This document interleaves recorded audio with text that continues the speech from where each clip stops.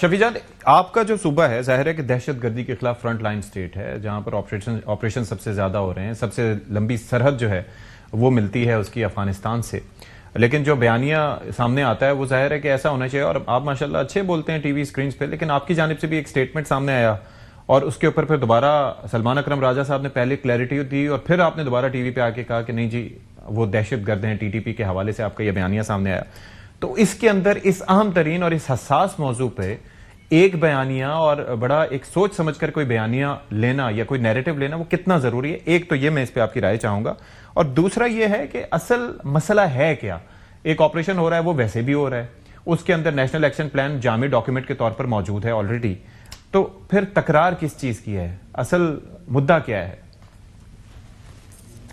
دیکھیں، جہاں تک صوبے میں دہشت گردی کی بات ہے اور جہاں تک دہشت گردوں کی بات ہے، تو ہم تو یہ پہلے سے چیخ رہے تھے. آج سے 2 سال پہلے یہ بات ہم کر رہے تھے، مراد سعید صاحب کر رہے تھے، سہیل افریدی صاحب، میں خود فلور پہ کھڑے ہو کے ہم یہ کہتے تھے کہ یہ لوگ آ رہے ہیں، ان کو روکا جائے، ان کو ریسیٹل کیا جا رہا ہے. شہباز شریف کی حکومت میں جولائی 2022 میں جو میٹنگ ہوئی جس میں ریسیٹلمنٹ کے لیے انہوں نے دستخط کیے، اس پہ پیپلز پارٹی نہیں، لیکن وہی بات آ جاتی ہے کہ انگیجمنٹ آپ کی تھی اور اس کے بعد ریسیٹلمنٹ میں تو یہ ایسا نہیں ہے کہ مورد الزام جو ہے وہ صرف ان کو ٹھہرا. جی جی مجھے کمپلیٹ کرنے. انگیج ضرور ہم نے کیا، بالکل میں اس کا اقرار کرتا ہوں، انگیج ہم نے کیا، لیکن جو فائنل ریسیٹلمنٹ تھی جس کی اجازت جو ہے وہ پرائم منسٹر شہباز شریف نے اس وقت دی.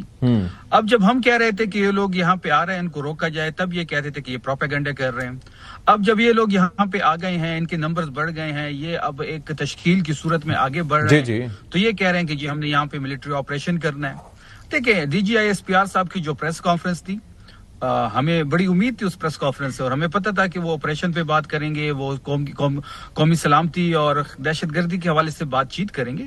لیکن جس طریقے سے اس پریس کانفرنس کو تحریک انصاف کی طرف موڑا گیا، سہیل افریدی صاحب کی کلپس چلا کے، میرے کلپس چلا کے عمران خان صاحب کو نشانہ بنایا گیا. تو لیکن اس سے ایک دن پہلے سہیل افریدی صاحب کی جو کلپس تھے، آپ کو یہ پتا ہے کہ بیانیہ اسی طریقے سے بنتا ہے جب آپ کوئی سخت بات کریں گے اس کا جواب تو آئے گا. لیکن دوسری ایک چیز میں اس کے اندر ایک پہلو صرف میں اجاگر کرنا چاہ رہا ہوں.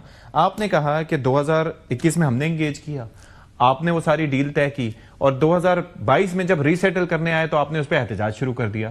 تو یہ کیا یہ دوہرا ایک معیار نہیں ہے کہ جب آپ اس وقت ان کی حکومت آئی، آپ کی حکومت تھی تو آپ نے ان کو آنے دیا، اور پھر جب آپ کی حکومت آئی تو آپ نے کہا کہ نہیں جی غلط ہو رہا ہے؟ نہیں، آپ چیزوں کو مینوپولیٹ کر رہے ہیں. میں مینوپولیٹ کر رہا ہوں؟ میں مینوپولیٹ کر رہا ہوں؟ میں آپ کو ایک فیکٹ بتا رہا ہوں، میں فیکٹ بتا رہا ہوں آپ کو کہ آپ نے انگیج کیا. غلط بتا رہے ہیں آپ، کیسے غلط بتا رہے ہیں؟ کیسے ہم نے انگیج کیا ان کو. انگیج کا مطلب کیا؟ نہیں دی تھی. اچھا، آپ نے اجازت نہیں دی تھی؟ ان کے ساتھ بات چیت ہو رہی تھی، ٹی او آر سیٹ ہو رہے تھے. اچھا، انہوں نے تو کلی چھوٹ ان کو دے دی.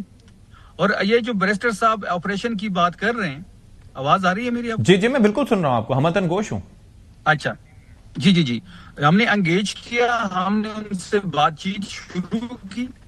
اب فائنل ریسیٹلمنٹ جو ہے وہ تو شہباز شریف نے ان کو کلی چھوٹ، یعنی کہ آپ کی رضامندی نہیں تھی، دیکھیں بارڈر آپ کی رضامندی ہمارے پاس نہیں تھی. وداؤٹ مینیپولیٹنگ اینی فیکٹ میں آپ سے یہ پوچھ رہا ہوں کہ آپ کی رضامندی اس میں نہیں تھی، آپ کی رضامندی نہیں تھی کہ وہ آتے پاکستان میں 2021 میں جب آپ انگیج کر رہے تھے. میں ستی صاحب یہی بات کر رہا ہوں کہ انگیج ہم نے کیا.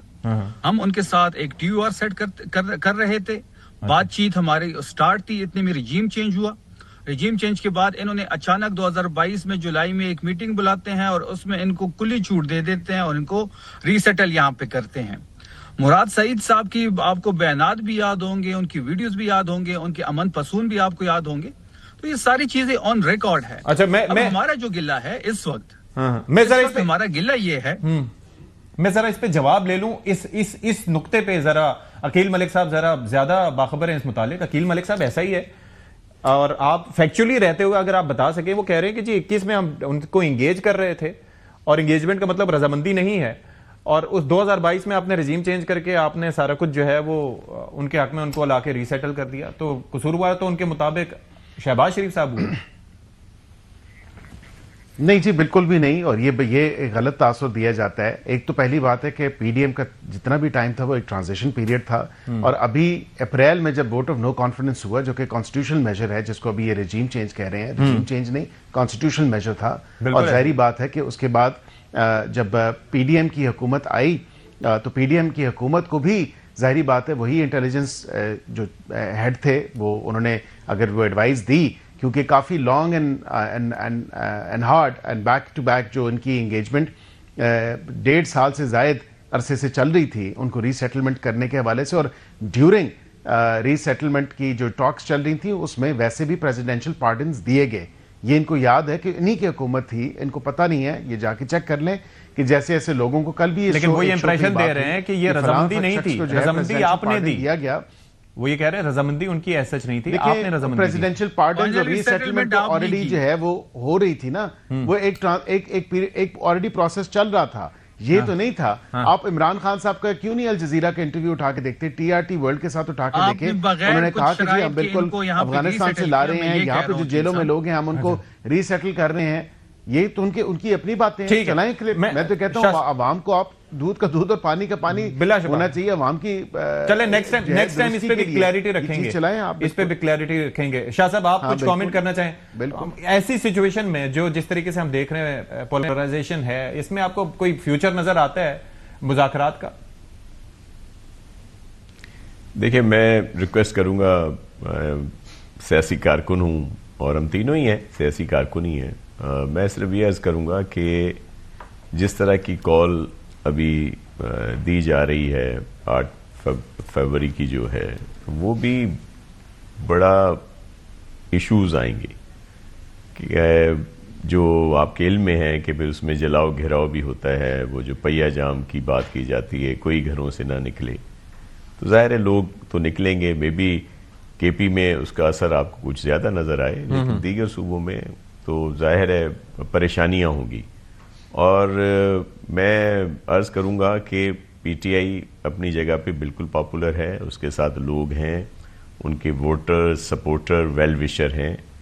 پی ٹی آئی کو چاہیے کہ اپنے ان ویل وشرز کو پرابلمز میں نہ ڈالیں.